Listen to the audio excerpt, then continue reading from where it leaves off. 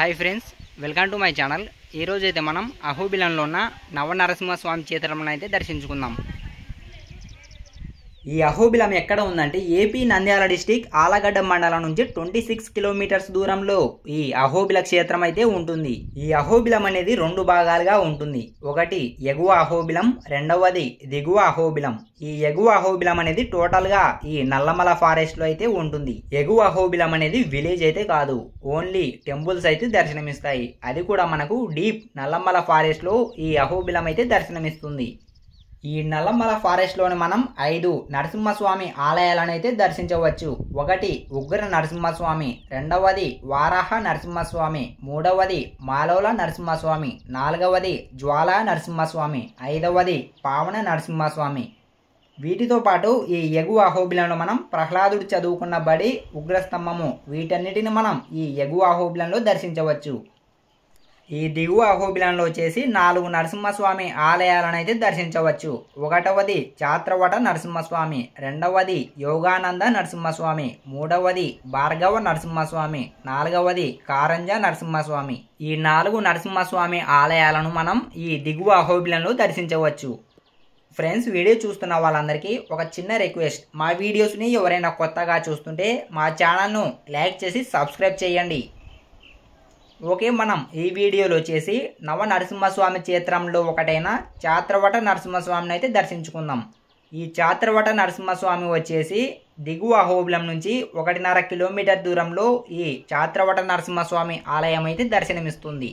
Present అయితే మనం ఆలగడ్డ నుంచి దిగువ అహోబిలానికి అయితే వెళ్తున్నామండి. చూస్తున్నారు కదా, ఈ లొకేషన్స్ అయితే ఎంత ఎక్సలెంట్గా ఉన్నాయో. టోటల్గా నల్లమల ఫారెస్ట్లో అయితే వెళ్తున్నాము.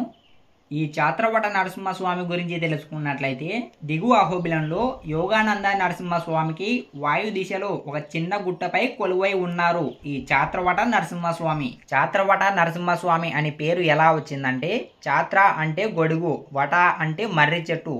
గొడుగు లాంటి మర్రి చెట్టు కింద ఈ నరసింహస్వామి అయితే కొలువై ఉన్నారంట. అందువలన చాత్రవట నరసింహస్వామి అని పేరు వచ్చింది. చూస్తున్నారు కదా, దిగువ అహోబిలానికి ఎంట్రీ అవ్వగానే మనకు ఇక్కడ గరుడాల వారైతే దర్శనం ఇస్తారు. ఇలానే మనం స్ట్రైట్గా వెళ్తే చాత్రవట నరసింహస్వామికి అయితే చేరుకోవచ్చండి. ఇది మొత్తము దిగువ అహోబిలం అండి. ఈ దిగువ అహోబిలంలో మనం రూమ్స్ కానీ, రెస్టారెంట్స్ కానీ, లాడ్జీలు కానీ ఆల్ అవైలబుల్గా ఉంటాయండి. ఇప్పుడైతే మనం దిగువ అహోబిలాన్ని అయితే దాటుకొని అయితే వచ్చాము. దిగువ అహోబిలం నుంచి 1 కిలోమీటర్ వచ్చిన తర్వాత ఈ చాత్రవట నరసింహస్వామి బోర్డు అయితే కనిపిస్తుందండి. చూస్తున్నారు కదా, మనం రైట్ సైడ్కి వెళ్తే చాత్రవట నరసింహస్వామిని అయితే చేరుకోవచ్చు. ఇక్కడ రైట్ సైడ్కి వెళ్లే ముందు ఒక చిన్న ఆంజనేయ స్వామి అయితే దర్శనమిస్తున్నాడండి. జై శ్రీరామ్. ఆంజనేయ స్వామిని దర్శించుకొని మనం స్ట్రైట్గా చాత్రవట నరసింహస్వామి దగ్గరికి అయితే వెళ్ళవచ్చు. ఇక్కడికైతే నేను బైక్లో వచ్చాను. చూస్తున్నారు కదా, శ్రీ చాత్రవట నరసింహస్వామి సన్నిధి. మనం ఇలానే స్ట్రైట్గా వెళ్ళిపోతే చాత్రవట నరసింహస్వామి దగ్గరికి అయితే వెళ్ళవచ్చు.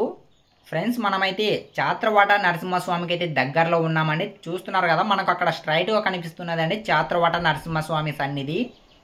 ఈ చాత్రవట నరసింహస్వామి చరిత్ర వచ్చేసి, ఆహా ఓహో అనే గాంధర్వులు ఒకరోజు శివుడు తపస్సు చేస్తుండగా వీళ్ళు ఇద్దరు శివ తపస్సునైతే డిస్టర్బ్ చేస్తారు. ఆ శివుడికి కోపం వచ్చి వీళ్లకు శాపం పెడతాడు. మీరు ఇక జీవితం మొత్తం ఈ ఆహా ఓహో అనే గాంధర్వం చేస్తూనే ఉండాలని శాపం పెడతాడు. ఈ చాత్రవట నరసింహస్వామి గొడుగు లాంటి మర్రి చెట్టు కింద కూర్చొని ఉండగా ఈ ఆహా ఓహో అనే గాంధర్వులు పాట పాడుతుండగా ఈ నరసింహస్వామికి ఆ రాగం నచ్చి తాళం వేస్తాడు. అలా ఈ స్వామి వారికి ఆ రాగం నచ్చి వాళ్ళకి శాప విమోచనం అయితే జరిగిస్తాడంట అని చరిత్ర అయితే చెబుతుంది. చూస్తున్నారు కదా, ఇప్పుడు మనం ఆలయం దగ్గరకు అయితే చేరుకున్నాము. శ్రీ చాత్రవట నరసింహస్వామి సన్నిధండి.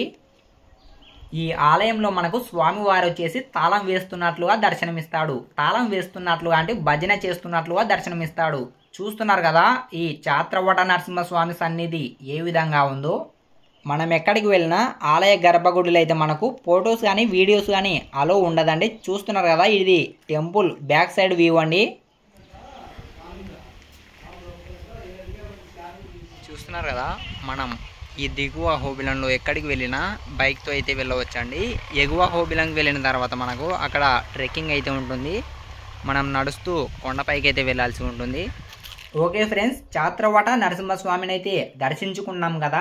ఇంతవరకు ఈ వీడియోకి లైక్ చేయకపోతే లైక్ చేయండి. ఇలాంటి మరిన్ని వీడియోస్ కోసం మా ఛానల్ అయితే సబ్స్క్రైబ్ చేయండి. నెక్స్ట్ వీడియోలో మళ్ళీ కలుసుకుందాం. Thanks for watching.